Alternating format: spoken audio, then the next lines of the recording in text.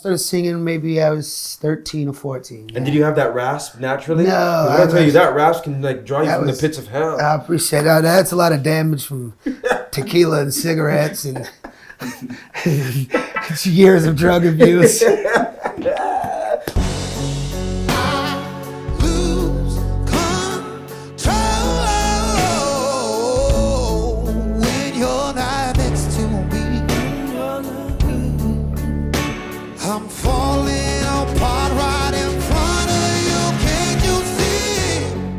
Teddy Swims on the BG Show. How's it going, my guy? Man, great, man. Thanks for having me. Well, happy to have you here, especially in Toronto. Yeah. How does it feel to be in the 6? Oh man, I love Toronto, man. Every time I come, it's just full of love. You're from Atlanta. Yeah, sure am. Completely different city from Toronto. Absolutely, yeah. What do you think are the biggest differences? I think the accent definitely different. Yeah.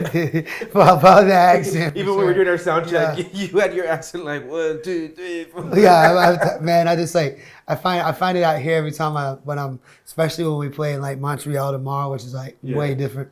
When I have to really enunciate when I'm out here, because if I get on stage and start talking, I can see sometimes people being like, "It's your friend Teddy again, and these are my best buddies, elephants." What's the meaning behind all of your tattoos? I mean, I can't ask you about every single one, but I usually do this thing now when I'm on tour, and people like hit me on Instagram, like tattoo artists, and I just get the artist, they hit me up to come and design whatever they want, and then just sign like their name underneath it. So it's kind of like a little art gallery of just like whatever they want to do, and I have a bunch of signatures kind of like all over the place, you know, here and there, and all over my body pretty much. You're literally a walking art gallery. Yeah, I hope so. I would like to be one day, but we got some room left, you know.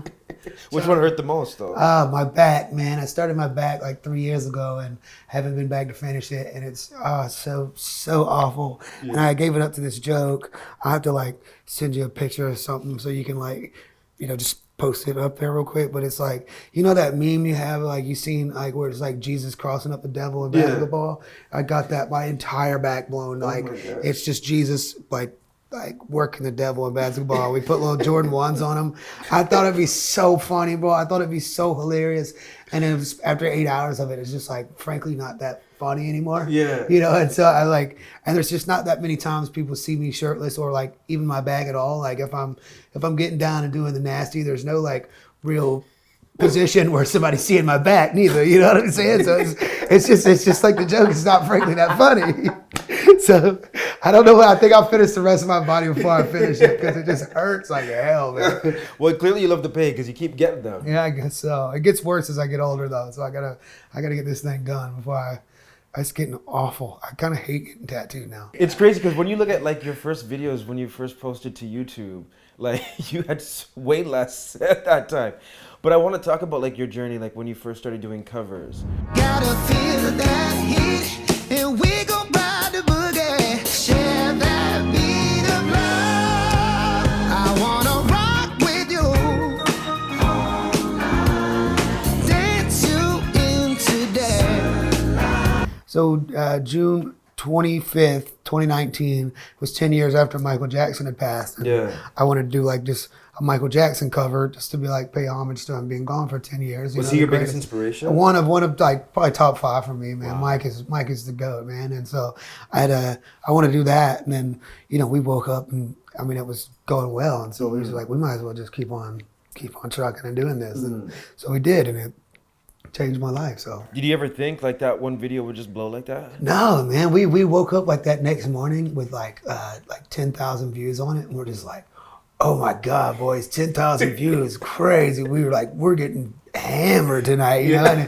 And now it's so funny how like diminished returns works, because like, you know, like now if I don't get like 100, like if I don't get 1 million on a video, I'm like, what the hell? I'm so washed up, man. Nobody cares about me, you know. And you forget, like sometimes you forget that they're like people, you know, and like the people that actually care. Like if it was 50,000, like it's like 25,000 people that might care to watch it twice, you know. And so I have to always remind myself that like this is like humans, and they like care about what I'm doing and saying, and I'm fortunate, I'm lucky enough to be loved, and like people care, you know. And I mean, of course, it is to surpass everything all the time and to grow, but you know, just like to try to maintain some sort of like, I'm lucky to be here, you know, and I'm grateful that people give a shit. You're really one of those artists who just really love what they do. I love it, man. I do it with my best buds. I've known since I was a little kid too, and it's.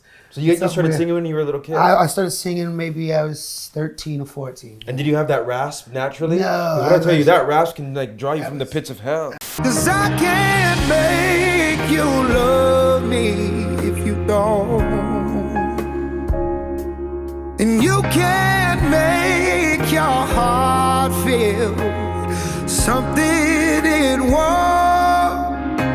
I appreciate that. That's a lot of damage from tequila and cigarettes and years of drug abuse. No, that's the old me though. I don't do drugs as much anymore. I don't do drugs Well, anymore. no, listen. I don't do drugs A lot of anymore. things are legal here in Canada. No, I don't do drugs anymore. But I do love my tequila though. I do still drink some tequila though here and there, you know. And I like my whiskey. I love alcohol. Yeah. I love that stuff. Well, I mean, you did you did title your album, your latest album, I've Tried Everything But Therapy. So I mean, that kind of alludes to you've tried everything. Yeah, I mean, hey. I have, you know, but I'm glad to say I'm on the other side of that, and I'm not as problematic as I once was. You know? But like, what we can laugh about it now, right? Yeah, totally. It wasn't a laughing matter back then, though, my boy. But that's what growing up does for you. That's trauma. Yeah. But I mean, like, when you look back at those days, right, and like tapping into all of those substances, clearly that probably was a coping mechanism. Yeah, totally, man. And I'm glad, like, you know, I'm glad I have like this job now and to be grown now. You know, I used to like always want this career like now. I want everything right now. But I'm very grateful that this is happening and like the way it's happening now, that it's happening this way, because if I would have happened to me like at any point before like this year and now, I would have spun out. What were you going through? I mean, you know, everybody's got trauma and everybody's got things that were going on. And I just had this moment in my life. And I think so much of my life I felt like unworthy and unlovable. And I thought that if I could do this as a career, and people like told me I was great, or that like they loved me, that all my problems would just go away. And it turned out like none of that was true. And so then I started being able to do music full time, and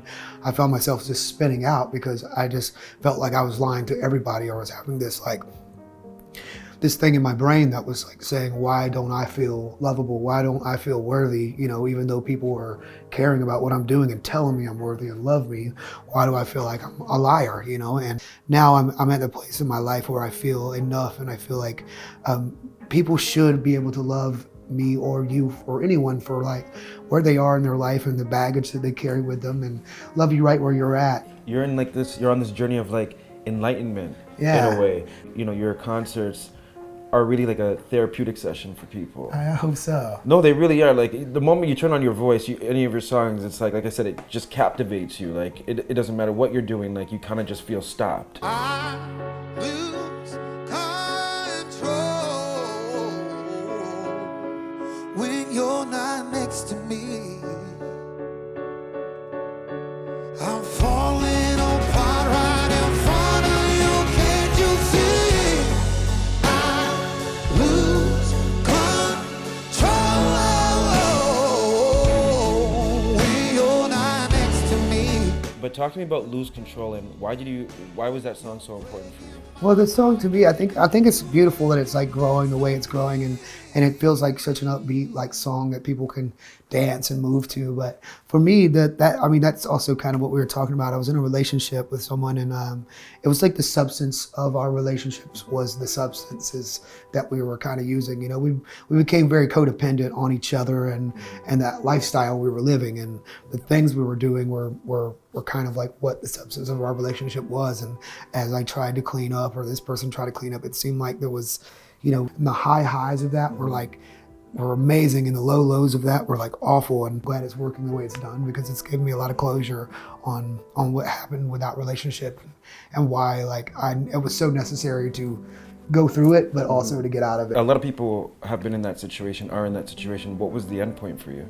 You know, I found myself in a spot finally where I have great friends and great family, and you have people in your life that will like, if you have people in your life that'll say like, I can't watch you go through this, and they'll like leave your side. Instead, I had friends that were like, look man, I think you're making the wrong choice here, but I'm not gonna tell you I told you so, but I'm just gonna like, if you want to continue to make this is your world, and I will support you 100%, and I'll support that person because you love that person 100%, but like just know my opinion is that this is killing you, and I don't want you to continue to make that decision. There was a breaking point where I was like, man, why would I do that to somebody that really loves me for somebody that, you know, doesn't really have that best interest? You consider yourself a lover boy?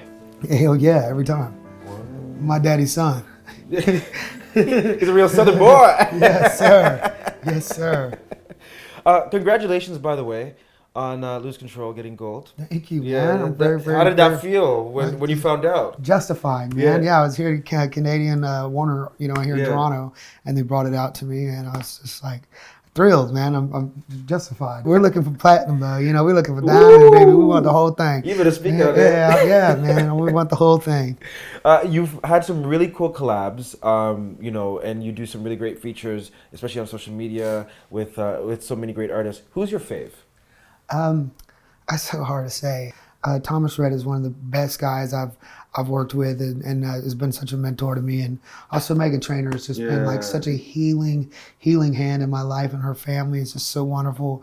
And Daryl, her husband, is one of the best. Like her family's just, I think, and every time I try to go to LA, I just try to go see them. And she's just a very, very healing person. You know, like she's a person that's really kind of inspired me to like take care of like this and like really start thinking about, you know, what's going on mentally, you know. And I think she's really helped me through a lot more than she'll ever know, you know. And so baby Megan Trainor, I would say, is like one of my best friends. She means a lot to you. Yeah, she means the world to me. Her whole family does, man. Teddy, we want to know what's next for you. You know, at top of next year, I'm going to do a lot of writing, and so I guess like the part 2 of the record, and man, you know, just keeping my head down and working. I don't know, man. We'll see. I'm at a point right now which is very, very like special, because I'm not saying no to anything. I'm just like letting life just, you know, and taking every opportunity I can to see what happens and where this life leads me. I'm just staying out of the way, you know. I'm just focused on the future, and